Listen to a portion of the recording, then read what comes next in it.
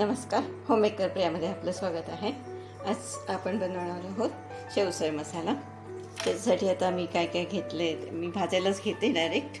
Gas मी एकदम बारीक ठेवला आहे. आता पहिले धणे घेते. ते घेतलेत मी 4 टेबलस्पून.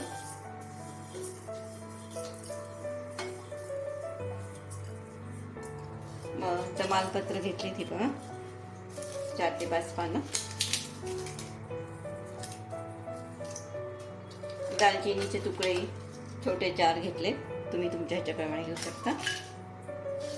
लवंग घेतली मी 2 टीस्पून.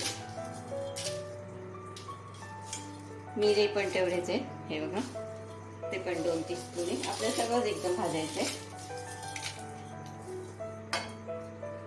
स्टार फूल 2 घेतले आणि ह्या काश्मीरी आणि साधी मिरची तिखट आपली असं करून घेतलेले 5, टोटल 10 घेतलेले आहेत. ते आपण टाकते. आता हे आपल्याला 1-2 मिनिटच भाजून घ्यायचंय, जास्त नाही भाजायचंय.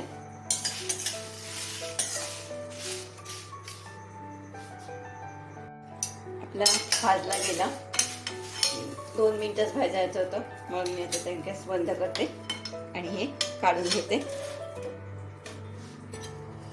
आपल्याला याला थंड करून घ्यावं लागेल जरा.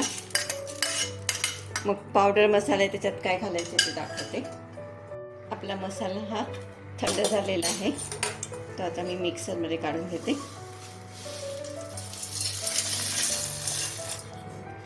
ह्याची आपल्याला एकदम बारीक पावडर करायची.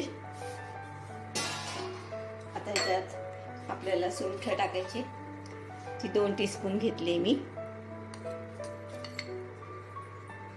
आणि आमचूर पावडर आहे, ती पण 2 टीस्पून आहे. ह्याच्यात आपल्याला हळद टाकायची, ती मी अर्धा टीस्पून घेतली.